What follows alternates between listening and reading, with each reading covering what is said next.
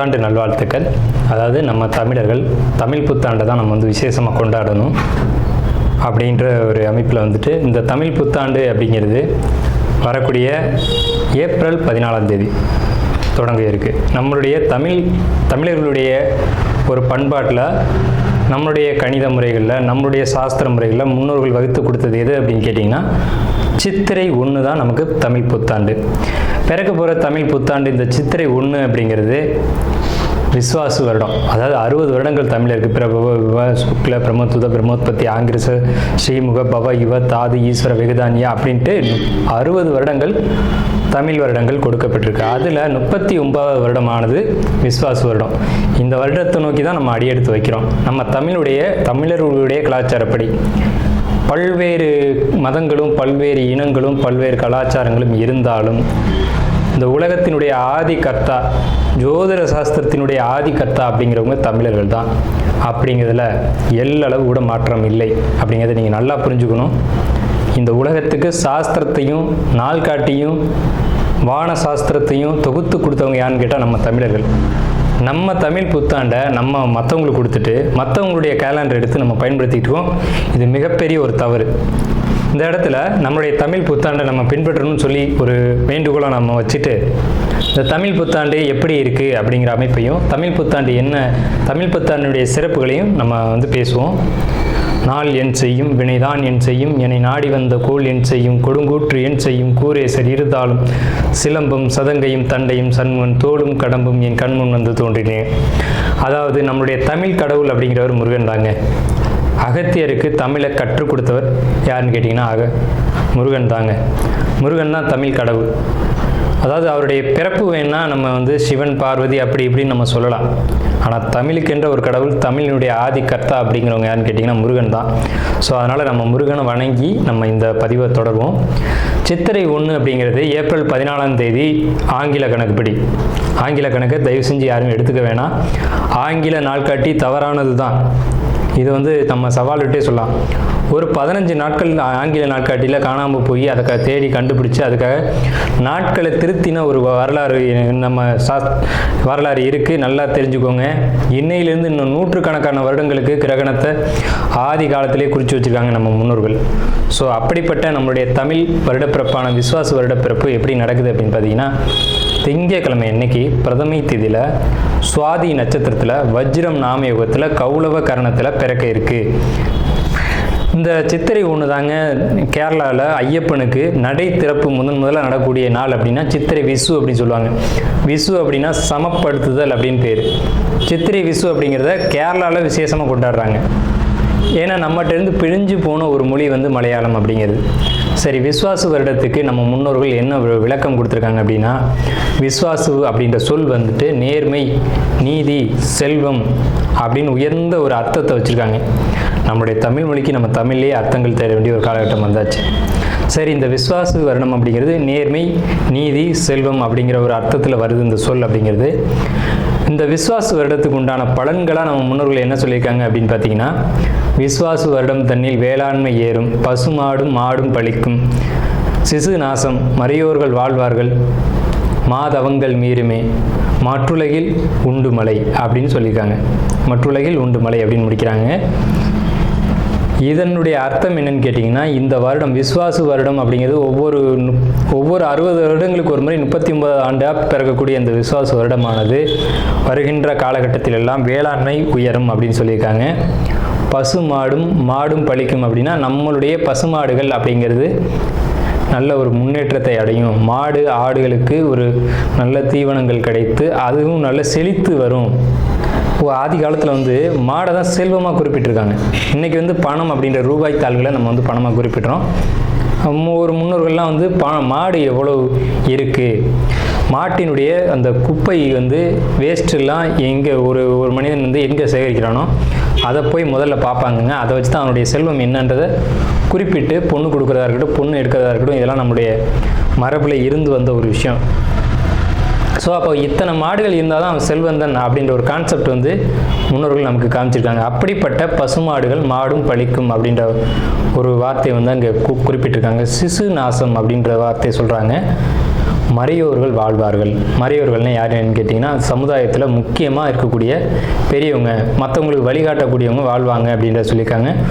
மாதவங்கள் மீறுமே அப்படின்ற ஒரு வார்த்தையும் வருது. மாதவங்கள் மீறும் அப்படின்னா ஒழுக்கக்கேடான செயல்பாடுகளில் மனிதர்கள் நடக்க வேண்டிய காலகட்டங்கள் வரும். ஒழுக்கக்கேடுனா என்னங்க? இந்த விரல் தான் ஒழுக்கக்கேடு, இந்த ஒற்றை விரல் தான். இந்த விரலை வச்சு தான் நம்ம பட்டனை அமுக்கிறோம், காசு வாங்கிட்டு அமுக்கிறோம். இதுதான் மாதவங்கள் மீறுமே அப்படின்றது.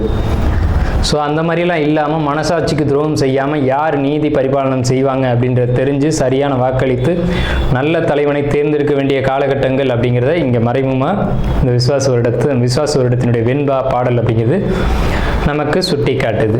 இந்த சித்திரை வருட பிறப்பானது மகர லக்னம்னு சொல்லக்கூடிய சர லக்னங்களில் விழுகுது. எப்படின்னு கேட்பீங்க? தமிழனுடைய கணக்குப்படி சூரியன் எப்போது கிழக்கு வானில் உதிக்கிறதோ அதுதான் லக்னம். ஸோ சித்திரை மாதம் 1ஆம் தேதியானது உதிக்கக்கூடிய நேரம் அப்படிங்கிறது கிழக்கு வானத்தில் சூரியன் உதிக்கக்கூடிய அந்த டைம் அப்படிங்கிறது 2:22 அதிகாலை மணி 2:22க்கே சூரியன் கிழக்கு வானத்தில் உதிச்சிடறாரு. அப்போ அது லக்னமாக போட்டுக்கணும், இந்த வருடத்தினுடைய பிறப்பு லக்னமாக போட்டுக்கணும். ஸோ அப்படி நம்ம போடும்போது மகர லக்னம் சர லக்னத்தில் விழுகுது. முன்னோர்கள் சித்திரை 1ஆம் தேதி அப்படிங்கிறத கண்டறிஞ்சு அந்த 1ஆம் தேதி தொடங்கக்கூடிய லக்னத்தை கண்டறிஞ்சு அதுக்கான பலன்களை பஞ்சாங்கங்களில் எழுத ஆரம்பிச்சிருக்காங்க. ஸோ அதன் அடிப்படையில் சர லக்னமான மகர லக்னத்தில் இந்த புத்தாண்டு அப்படிங்கிறது பிறகுது. இது ஒரு விசேஷமான ஒரு விஷயந்தான். ஏன் அப்படின்னு கேட்டிங்கன்னா, அந்த மகர லக்னத்துக்கு அதிபதியான சனி பகவான் ஒரு பலமான ஒரு நிலையில் வருடப்பிறப்பின் போது இருப்பாங்க அப்படிங்கிற ஒரு விசேஷமான ஒரு அமைப்பில் இந்த வருடப்பிறப்பு அப்படிங்கிறது விஸ்வாச வருடம் பிறக்கின்றது. ஸோ இந்த விஸ்வாச வருடம் பிறக்கும் போதே நமக்கு ஒரு நல்ல செய்தி கிடைச்சாச்சு, இந்த வருடம் நன்றாக இருக்க போகுது அப்படிங்கிற ஒரு விஷயம். சரி, இதை சித்திரை மாதம் தான் நீங்கள் தமிழருடைய கலாச்சாரம் அப்படின்னு சொல்றீங்களே, இதுக்கு ஏதாவது ஆதாரம் இருக்கா அப்படின்னு கேட்டிங்கன்னா கண்டிப்பாக இருக்கிறது. புறநானூறு அப்படின்ற ஒரு தமிழ் இலக்கியம் இருக்குது. அதில் போய் தேடி பார்த்தீங்க அப்படின்னா தலைநாள் பூத்த பொன் இணர் வேங்கை அப்படின்ற சொல்லும், கனிவேங்கை நன்னாளே நாடி மலர்தலால் அப்படின்ற வார்த்தை வரும். அதாவது சித்திரை மாதத்தில் பூக்கள் அதிகமாக பூத்து குலுங்கும். அதனால தலைநாள் அப்படின்ற சொல்ல யூஸ் பண்ணுறாங்க. தலைநாள்னா முதல் மாதம் அப்படின்னு, தலை மாதம் கடை மாதம் அப்படின்னு பிரிக்கிறாங்க. கனிவேங்கை நாடி மலர்தலால், கனிவேங்கை நல்லான் நாடி மலர்தலால், அந்த பூக்கள் பூக்கிறதுனால அந்த கனிவேங்கை மாதம் அப்படிங்கிறதையும் தலைநாள் பூத்த பொன் இணர் வேங்கை அப்படின்ற சொல்லும் புறநானூறு அப்படின்ற இலக்கியத்தில் தமிழ் மாதம் முதல் மாதம் சித்திரை மாதம்ன்ற குறிப்பீடு அங்கே இருக்குது. சரிங்களா? வண்ண மலர்கள் பூத்து குலுங்கக்கூடிய ஒரு பொன்னான மலர்கள், பொன் போன்ற மலர்கள்.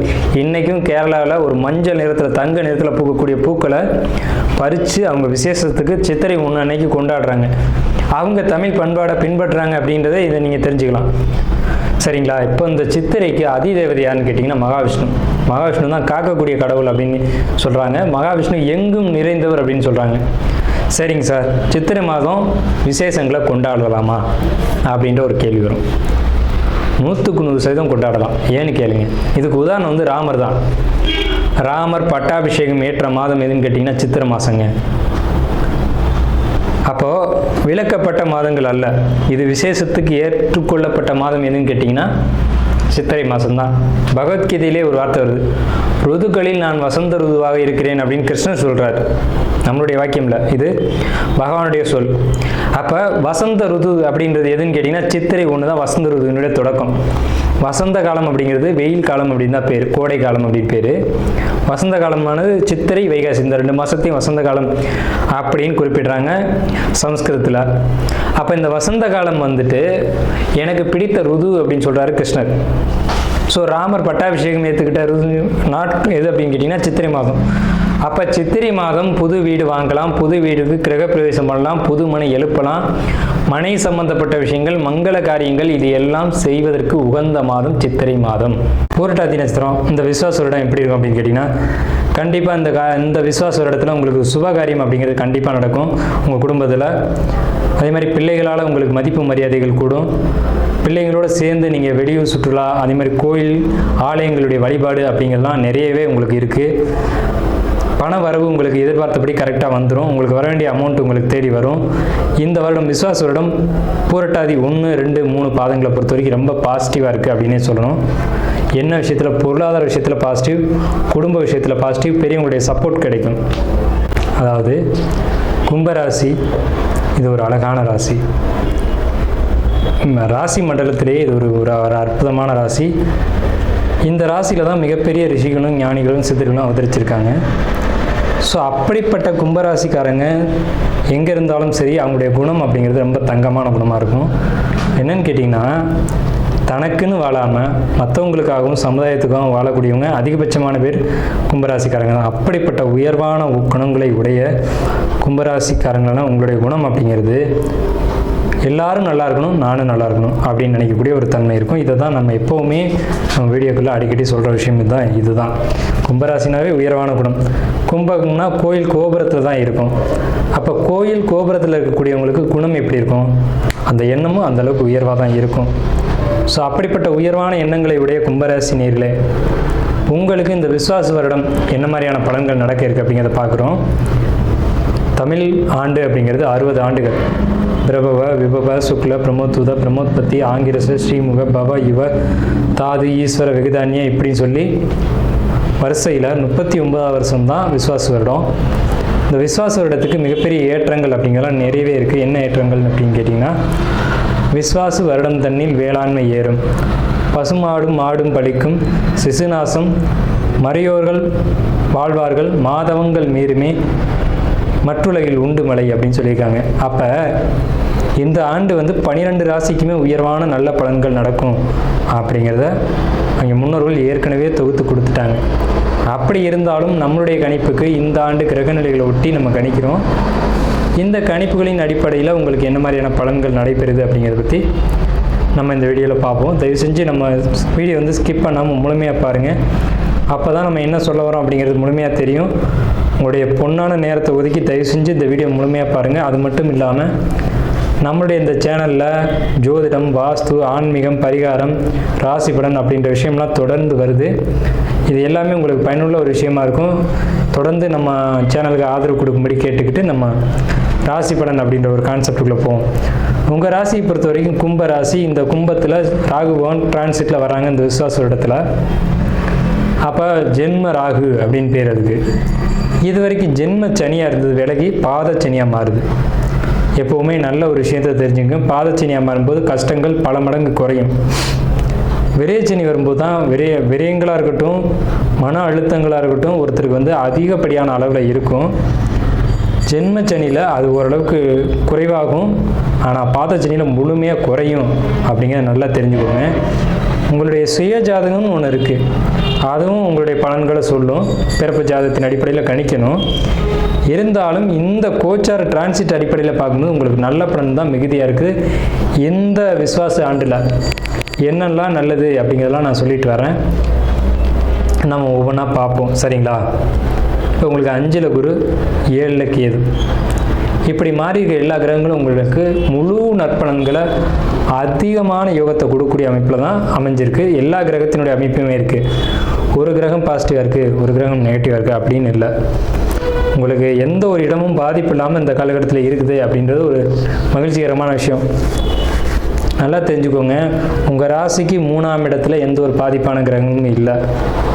அதே சமயத்தில் 5ஆம் இடத்துல குரு, அதுக்காக 5ஆம் இடத்தை பாதிக்குமா அப்படின்னா பாதிக்காது. 5ஆம் இடம்ன்றது புத்திரம், சந்தானம், குழந்தைகள் அப்படின்னு சொல்லக்கூடிய இடம்.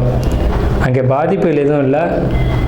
உங்களுடைய சிந்தனைகள் தெளிவாகி உங்கள் குடும்பத்தை புரிஞ்சுக்கிட்டு உங்கள் குடும்பத்தில் இந்த பிரச்சனைகள்லாம் விட்டு கொடுத்து சரி போ நீ இவ்வளோதான் அப்படின்ட்டு ஒரு மனமகிழ்ச்சியான ஒரு காலகட்டத்தில் வரக்கூடிய காலகட்டம். நீங்களும் உங்களை உணர்ந்து மற்றவர்களையும் உணர்ந்து எல்லாம் இது இப்படித்தான்ற ஒரு சமநிலைக்கு தெளிவாக ஆரோக்கியமாக வாழக்கூடிய காலகட்டம் இதுதான், இந்த விஸ்வாச ஆண்டு தான். இந்த விஸ்வாச ஆண்டுக்கு பிறகு உங்களுடைய வாழ்க்கை இன்னும் நல்ல ஒரு முன்னேற்றத்தை நோக்கி போகும். ஆனால் அந்த முன்னேற்றத்தினுடைய முதல் படிக்கல் அப்படிங்கிறது விஸ்வாச ஆண்டு தான். முன்னேற்றத்தை நான் பார்த்தேன் என் வாழ்க்கையில் அப்படிங்கிறது இந்த விஸ்வாச ஆண்டில் இருக்கும். நல்லா குறித்து வச்சுக்கோங்க, நல்ல மனசில் வச்சுக்கோங்க. இது வரைக்கும் நடந்த கசப்புகள் அது ஒரு பக்கம் இருக்கட்டும். நம்ம சேனலை இப்போ அதிகமாக பார்க்கக்கூடியவங்க கும்பராசிக்காரங்க. அதனால் நான் அழுத்தமாக சொல்கிறேன், இந்த ராசிக்கு நம்ம அதிகமான விஷயங்களை கொடுக்கணுன்ற ஒரு அமைப்பு இருக்குது. ஏன்னு கேட்டிங்கன்னா, இப்போ 2ஆம் இடத்து சனி என்ன செய்யும் அப்படின்னு கேட்டிங்கன்னா, பொருளாதார தடைகளை மீண்டும் ஏற்படுத்தும். இருந்தாலும் அதுலேயும் சமாளிக்கக்கூடிய ஆற்றலையும் கொடுக்கும். இவ்வளோ நாள் சமாளிக்க முடியாமல் இருந்தோமே, இப்போ சமாளிக்கிற அளவுக்கு அது வந்திருக்கோம்ல அப்படிங்கிற ஒரு நல்ல விஷயம். அதே மாதிரி பொருளாதார தட்டுப்பாடுகள் அப்படிங்கிறது இனி இருக்காது. இது நாள் வரைக்கும் இருந்தது உண்மைதான், அது யாரும் மறுக்கலை. அடகு வச்சது, பணத்தை இழந்தது, சொத்தை இழந்தது, உறவுகளை இழந்தது, எதிரிகள் தொல்லை, கூட பிறந்தவங்க, அப்பா அம்மா, இந்த உறவு தொல்லை எல்லாமே இருந்ததெல்லாம் உண்மைதான். ஆனால் இனி எல்லாமே சரியாகும் ஒரே டைமில். இந்த காலகட்டத்தில் சகோதரன் வழி உறவும் சரியாகும், உடல் ஆரோக்கியமும் நல்லா ஹெல்த்தும் உங்களுக்கு ஃபிட் ஆகும். அதே மாதிரி உங்களுக்கு சகோதர வழி உறவுகளாக இருந்தாலும் தாய் தந்தையாக இருந்தாலும் அவங்களால ஒரு இடையூறுகள் அப்படிங்கிறது இனி இருக்காது. உங்களுக்கு சேர வேண்டிய சொத்து பங்கு அப்படிங்கிறது கரெக்டாக சேரும். இதெல்லாம் ஏகப்பட்ட பிரச்சனையே வருது, அதெல்லாம் கரெக்டாக வந்துடும். எந்த ஒரு பிரச்சனையும் இல்லாமல் உங்களுக்கு பாசிட்டிவான காலகட்டங்கள். உடம்பில் ஏற்பட்ட பல பாதிப்புகள் நம்ம பழைய வீடியோக்குள்ளே என்ன பாதிப்புலாம் ஏற்படும்னு நம்ம சொல்லியிருக்கோம். அதெல்லாம் நடந்திருக்கு, ஒவ்வொருத்தரும் உணர்ந்திருக்காங்க. ஸோ அந்த பாதிப்புகள் இனி இல்லை. உங்களுடைய 8ஆம் இடத்தை சனி பார்வை செய்கிறதுனால உங்களுக்கு அடிவேறு சம்மந்தப்பட்ட பிரச்சனைகள் உடனடியாக சரியாகும்னு சொல்ல முடியாது, படிப்படியாக சரியாகும். விசுவாசாண்டு இதுலேயும் புரட்டாசி ஐப்பசி இந்த மாதங்களுக்கு மேலே முழுமையாக க்யூர் ஆகும் அந்த ஒரு விஷயம் அப்படிங்கிறது. சரிங்களா? இப்போ சந்திரன் மேலே ராகு என்ன சார் செய்யும் அப்படின்னு கேட்டிங்கன்னா, குழப்பங்களை ஏற்படுத்திக்கிட்டே இருக்கும். இருந்தாலும் தெளிவடைஞ்சு கொண்டே நீங்கள் இருப்பீங்க. மன அழுத்தம் ஒரு பக்கம் இருக்கும் தான், இல்லைன்னு யாரும் மறுக்கலை. அதே நேரத்தில் அதுக்கான சோர்ஸ் உங்களுக்கு கிடைக்கும். எந்த விஷயத்தை நினச்சி நீங்கள் கவலைப்படுறீங்களோ அதுக்கான ஒரு வழி அப்படிங்கிறது கண்டிப்பாக கிடைக்கும். பொருளாதார உயர்வு, புதிய சொத்து சேர்க்கை, புதிய வண்டி வாகன சேர்க்கை அப்படிங்கிறது இந்த ஆண்டு நிச்சயமாக கும்பராசிக்கு உண்டு. கணவன் மனைவி உறவை பொறுத்த வரைக்கும் விட்டு கொடுத்து தான் போய் ஆகணும். அவங்க புரிஞ்சுக்க மாட்டாங்க. அவங்க பிடிச்ச மயிலுக்கு 3 கால் அப்படின்றதுல இன்னும் கரெக்டாக நிற்பாங்க. 7ஆம் இடத்துக்கே அது இதை செய்யும். ஆனால் சந்திரன் மேலே இருக்க ராகு அதை விட்டு கொடுக்கணும் அப்படின்ற எண்ணத்துக்குள்ள உங்களை கொண்டு வரும். சில நேரங்களில் நீங்கள் ஆக்ரோஷமாக மாறுவீங்க. கும்பராசிக்காரங்கனால நீங்கள் அந்த ஆக்ரோஷத்தை குறைக்கணும். போகங்கள் மீதான ஆர்வம் நாட்டம் அப்படிங்கிறது அதிகரிக்கும். இது ஆணாக இருந்தாலும் சரி, பெண்ணாக இருந்தாலும் சரி. ஒரு மொபைல் ஃபோனை அதிக நேரம் யூஸ் பண்ணிங்கன்னா அதுவும் ஒரு போகம்தான். எல்லாமே அதுக்குள்ளே தான் அடக்கம். சும்மா கையில் வச்சுட்டு நோண்டிக்கிட்டே இருக்கிறதும் ஒரு தவறு தான். அது ஆணாக இருந்தாலும் சரி, பெண்ணாக இருந்தாலும் சரி. அதே மாதிரி ஒரு போதை, ஒரு அடிக்ஷன் அப்படிங்கிறதுலாம் அந்த மாதிரியான விஷயங்களுக்குள்ளே போயிடாமல் உங்களை நீங்கள் பார்த்துக்கணும். அதுக்கான காலகட்டங்கள் உண்டு. ஆனால் இருந்தாலும் நீங்களும் கொஞ்சம் கவனமாக இருந்துக்கணும் அப்படிங்கிறது தான் நம்ம சொல்கிறோம். பொருளாதார தட்டுப்பாடுகள் ஏற்பட்டாலும் அதுலேருந்து நிவர்த்தியாகி வருவீங்க. குடும்பத்தில் சகோதர வழி ஒற்றுமைகள் அப்படிங்கிறது கிடைக்கும். புதிய சொத்து சேர்க்கைக்கான வழிவகைகள் உண்டு. குழந்தைகளால் மதிப்பு மரியாதைகள் கூடக்கூடிய அமைப்பு. குழந்தைகள் படிக்கும்போது நல்ல மதிப்பெண் எடுத்து உங்களை மரியாதையாக ஒரு மதிப்பு மரியாதையை ஏற்படுத்தக்கூடிய ஒரு அமைப்பு அப்படிங்கிறது இந்த ஆண்டில் உண்டு. அதே நேரத்தில் எதிரிகள் தொந்தரவு இது வரைக்கும் இருந்திருந்தாலும் இதுக்கு மேலே இருந்த இடம் தெரியாமல் போயிடுவாங்க. கோர்ட்டு கேஸு வம்பு வழக்குன்னு ஏதாவது இருந்துச்சு அப்படின்னா அது உங்களுக்கு சாதகமான வழியில் வரும். தூக்கம் மட்டும் இப்போதைக்கு பிரச்சனை. சரியான தூக்கம் அப்படின்றது ஏற்படாது. அயன சயனங்களை பொறுத்த வரைக்கும் போக்குவரத்தில் கொஞ்சம் பாதிப்புகள் ஏற்படுத்தும். கால், முட்டி, இடுப்பு, அதாவது இடுப்புக்கு கீழே வலிகள் ஏற்படுறதுக்கான வாய்ப்புகள் உண்டு. உங்களுக்கு மற்றபடி எல்லாமே பாசிட்டிவாக தான் இருக்குது. நெகட்டிவான அமைப்புகள் உங்களுக்கு அதிகபட்சம் இல்லை. உங்களுக்கு பாசிட்டிவான விஷயம்னு பார்த்தீங்கன்னா 70% மேலே நல்ல பலன்கள் இருக்குது. வெறும் ஒரு 25% மட்டும்தான் நெகட்டிவான பலன்கள் இருக்குது. அது என்னன்றதை நம்ம சொல்லியிருக்கோம். சின்ன சின்ன பொருளாதார தடைகளும், இடுப்புக்கு கீழான உடல் பாதிப்புகளும், அடிவயிறு சம்மந்தப்பட்ட பாதிப்புகளும், சரியான தூக்கம் வராத ஒரு தன்மைகளும் தான் உங்களுக்கு பாதிப்பாக இப்போதைக்கு இருக்கிறது. மற்ற எல்லா விஷயங்களையும் பொறுத்த வரைக்கும் பாசிட்டிவான காரியங்கள், எடுத்த காரியத்தில் வெற்றி அப்படிங்கிறலாம் கண்டிப்பாக உங்கள் ஜாதகத்தில் இந்த டைமில் இருக்கும். இருந்தாலும் உங்கள் சுய ஜாதகத்தை நம்மளை மாதிரியோ அல்லது உங்கள் குடும்ப ஜோசியர்கிட்டையோ கொடுத்து ஒரு முறைக்கு 2 முறை தெளிவாக பார்த்து கொள்ளுங்கள். ஏன்னா இந்த காலகட்டம் நல்ல காலகட்டம் தான். இன்னும் முன்னேறி வர்றதுக்கான வழிவகைகளை பார்த்துக்கும்படி கேட்டுக்கிட்டு இந்த வீடியோவை நம்ம நிறைவு செய்வோம்.